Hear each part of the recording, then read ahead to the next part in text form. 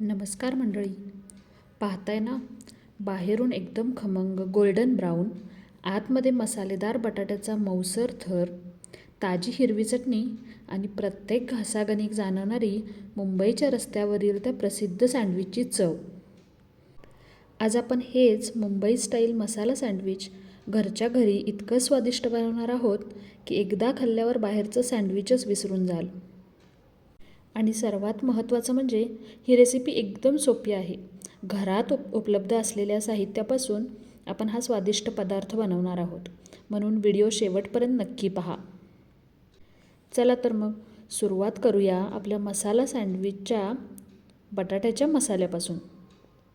सर्वात आधी गॅसवर एका पॅन किंवा कढईमध्ये साधारण 2 ते 3 मोठे चमचे तेल घालून घ्या. तेल जास्त गरम होण्याची गरज नाही. अगदी मध्यम आचेवर तेल गरम झालं की त्यात आपण घालणार आहोत बारीक चिरलेल्या किंवा कटरमधून काढलेल्या हिरव्या मिरच्या. बारीक मिरच्या ह्या एखाद मिनिटभर परतल्या की त्यामध्ये आपण टाकणार आहोत लसूण. तुम्हाला माहिती आहे का मंडळी, हिरवी मिरची आणि लसूण ही जोडी एखाद्या मसाल्याला एक वेगळ्याच पातळीवर घेऊन जाते. लसूण अगदी हलका सोनेरी होईपर्यंत परतून घ्या. लक्षात ठेवा, लसूण जळू देऊ नका. जास्त भाजला गेला तर मसाल्याला कडवटपणा येऊ शकतो.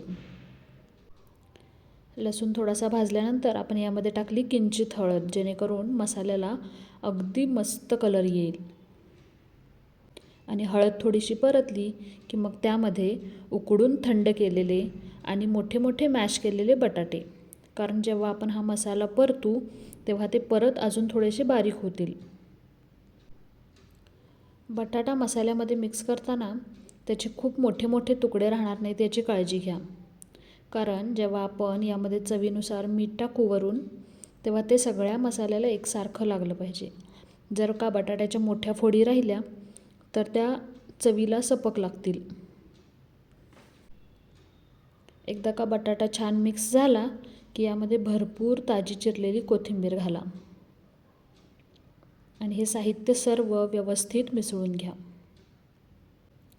या स्टेजला जर का तुम्हाला मसाला थोडा कोरडा वाटत असेल तर एखादा चमचा बटर तुम्ही टाकू शकता. त्यामुळे मसाल्याला एक रिच फ्लेवर येईल आणि तो कोरडाही राहणार नाही. इथे आणखीन एक घ्यायची काळजी म्हणजे बटाटा खूप जास्त नका शिजू देऊ. जर तो जास्त शिजला तर हा मसाला थोडासा पातळ होऊन जाईल. आता हा आपला मसाला तयार आहे. दिसायला जरी साधा किंवा साध्या साहित्यापासून बनलेला असेल तर चवीला अगदी अप्रतिम आहे. यानंतर आपण बनवणार आहोत सँडविचसोबत खाण्यासाठी हिरवी चटणी. खरं सांगायचं तर चटणी चांगली झाली तर सँडविच आपोआप स्वादिष्ट होतं. यासाठी मिक्सरच्या जारमध्ये भरपूर ताजी कोथिंबीर घ्या. यानंतर हिरव्या मिरच्या, लसूण आणि भाजून सोललेले शेंगदाणे घाला. इथे आपण 1 चमचा तेलही टाकले आहे.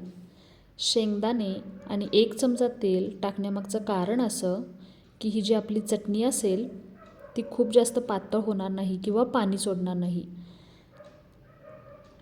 वरून चवीनुसार मोठं मीठ आणि थोडासा लिंबाचा रस, ज्यामुळे चटणीचा कलर आहे असा हिरवागार राहील आणि तो बदलणार नाही. अगदी थोडंसं पाणी घालून सुरुवातीला हे साहित्य बारीक वाटून घ्या आणि जसं तुम्हाला वाटेल तसं कन्सिस्टन्सी ॲड करण्यासाठी थोडं थोडं पाणी घालत फाईन पेस्ट बनवून घ्या. आणि हो, जसं मी म्हटलं, चटणी खूप पातळ करू नका, कारण पातळ चटणी ब्रेडमध्ये मुरते आणि सँडविच नरम पडू शकतं. आपल्याला चटणी अशी हवी आहे की ती ब्रेडवर सहज पसरली पाहिजे, पण वाहता कामा नये. आणि आता आपण घेऊया सँडविच बनवायला. इथे आपण ताज्या सँडविच ब्रेडच्या स्लाईस घेतल्या आहेत. ब्रेड तुम्ही तुमच्या आवडीचा व्हाईट किंवा ब्राऊन, सँडविच ब्रेड किंवा मिल्क ब्रेड कोणताही तुमच्या आवडीचा वापरू शकता. मिल्क ब्रेड वापरलात तर तो थोडासा गोडसर असतो, पण मुंबई मसाला सँडविचसाठी सँडविच ब्रेड वापरला तर उत्तम. इथे आपण 2 स्लाईसचं एक सँडविच बनवतो आहे, ज्यामधील एका स्लाईसवरती एका साईडला भरपूर बटर लावून घेतलं आणि बटर सर्व बाजूला एकसारखं लागेल याची काळजी घेतली. त्यानंतर दुसऱ्या स्लाईसवरती आपली हिरवी चटणी एकसमान पसरवून घेतली. आता या चटणीवर किंवा बटरच्या साईडला आपला तयार केलेला बटाट्याचा मसाल्याचा थर लावा. तुम्ही तुमच्या आवडीनुसार कमी किंवा जास्त, जाड किंवा पातळ थर लावू शकता.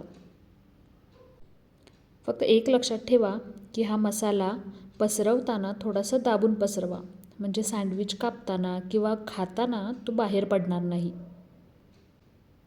त्यानंतर यावरती आपण इथे कांद्याच्या स्लाईस वापरल्या आहेत. तुम्हाला आवडत असतील तर कांदा वापरू शकता किंवा स्किपही करू शकता, पण या कांद्यामुळे सँडविचला एक क्रंचीनेस येतो. अगदीच तुम्हाला आवडत असेल तर टोमॅटो, काकडी किंवा बीट याचाही वापर तुम्ही करू शकता. इथे आपण आता वरून दुसरी स्लाईस ठेवली आणि हलक्या हाताने दाबून घेतली.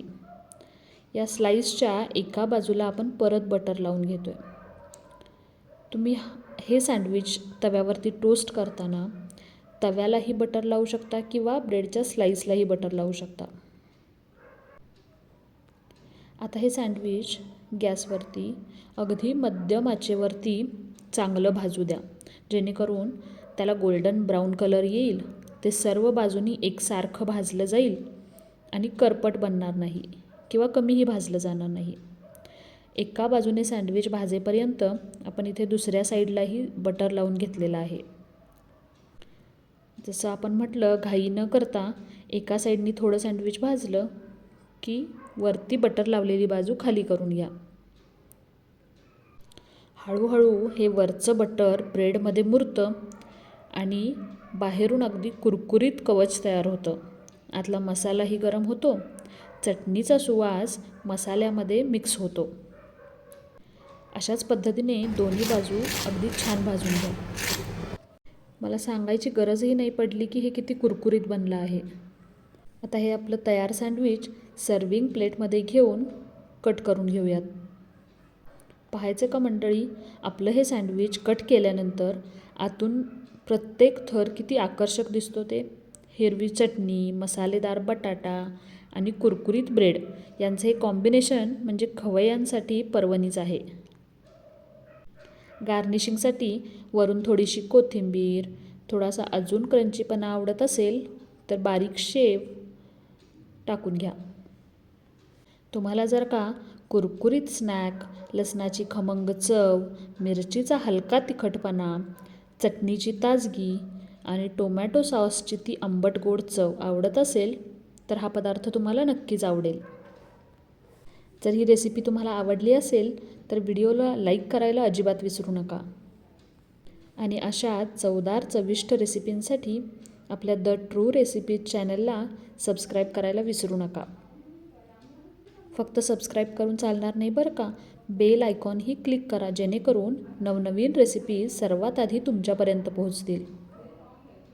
आणि जर तुम्ही ही रेसिपी ट्राय केली तर कमेंटमध्ये मुंबई मसाला सँडविच तयार असं नक्की लिहा. धन्यवाद.